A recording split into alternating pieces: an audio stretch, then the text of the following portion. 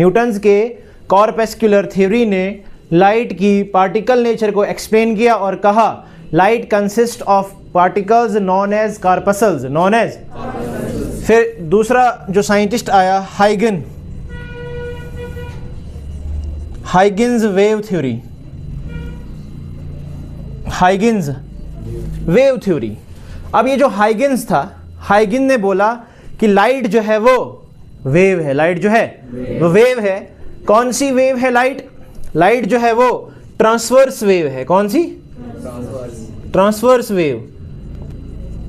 ऐसी वेव जिसको मीडियम की ज़रूरत नहीं पड़ती है प्रोपोगेट करने के लिए, जिसको मीडियम की ज़रूरत नहीं पड़ती है प्रोपोगेट करने के लिए, मीडियम हो या ना हो फिर भी जो है लाइट चलेगी, मीडियम हो या ना हो फिर भी।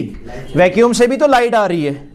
लाइट हमने नहीं बोलना है कि ये रोशनी, हाँ लाइट को हमने कंसीडर करना है इलेक्ट्रोमैग्नेटिक वेव, लाइट को कंसीडर करना है। और इस इलेक्ट्रोमैग्नेटिक वेव में 7 तरीके की वेव्स हैं, gamma rays, X rays, ultraviolet, visible rays, infrared, radio waves और माइक्रोवेव्स। तो अब हम पढ़ किसको रहे हैं? विजिबल रेज को। किसको पढ़ रहे हैं? विजिबल रेज जो है वो consist of 7 different rays having 7 wavelengths starting from 400 nanometre to 700 nanometre. Nanometre is the measurement of wavelength. 400 nanometre violet से शुरू होती है और 700 नैनोमीटर जो है वो रेड तक चली जाती है। Violet, indigo, blue, green, yellow, orange, red, 7 तरीके की वेव्स है विजिबल रीजन में। Visible rays consist of 7 different rays having 7 colours. VIBGYOR, VIBGY, violet, indigo, blue, green, yellow, orange and red. जो हमारे पास वायलेट है, कौन सा? वायलेट की जो वेवलेंथ है वो 400 नैनोमीटर है। कितनी है? 400 नैनोमीटर। और जो रेड हमारे पास है उसकी है 700 नैनोमीटर। कितनी? 700 नैनोमीटर किसकी है? रेड की। तो सबसे ज्यादा वेवलेंथ किसकी है? रेड की। आपने 9th में पढ़ा वेवलेंथ एंड फ्रीक्वेंसी। वेवलेंथ को डिनोट करते हैं लैम्डा के साथ। किसके साथ?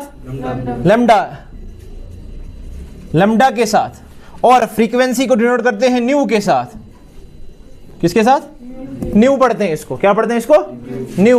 फ्रीक्वेंसी को डिनोट करते हैं न्यू के साथ और लैम्डा वेवलेंथ को डिनोट करते हैं लैम्डा, LEMBDA, लैम्डा। ये हमारे पास लाइन ऑफ जीरो डिस्टरबेंस है। कौन सी है ये?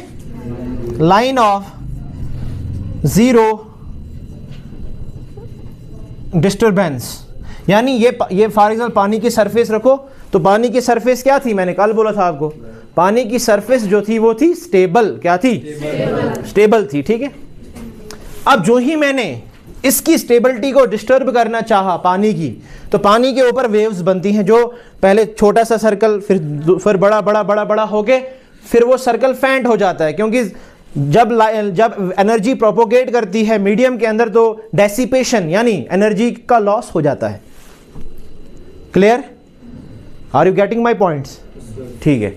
तो कहने का मतलब लाइन ऑफ जीरो डिस्टरबेंस ये है। इसमें कोई भी डिस्टरबेंस, इसमें जब कोई डिस्टरबेंस है ही नहीं, तो जो पार्टिकल्स ऑफ द मीडियम है, जो पार्टिकल ऑफ द मीडियम है वो स्टेबल है। वो एक ही फ्रीक्वेंसी से वाइब्रेट कर रहे हैं, एक ही फ्रीक्वेंसी से वाइब्रेट कर रहे हैं। क्योंकि इसमें डिस्टरबेंस कर दी, क्या कर दी? तो इसमें क्या प्रोड्यूस हुआ? This is wave. ऐसी तो वेव चलती है, ऐसी ही तो वेव चलती ना वेव। तो ये क्या चल रही है? वेव प्रोपोगेट हो रही है। क्या हो रही है? वेव प्रोपोगेट हो रही है। वेव के चलने को बोलते हैं प्रोपोगेशन। क्या बोलते हैं? शाबाश। अब हमारे पास ये दिख रहा है, ये लाइन ऑफ जीरो डिस्टरबेंस है। कौन सी? ये वाली लाइन क्या है? लाइन ऑफ जीरो डिस्टरबेंस है। इस लाइन होना चाहिए what is longitudinal wave and what is transverse wave. देखो लाइट हमारी है, एग्जांपल है इसकी लाइट वेव। कौन सी? Light wave.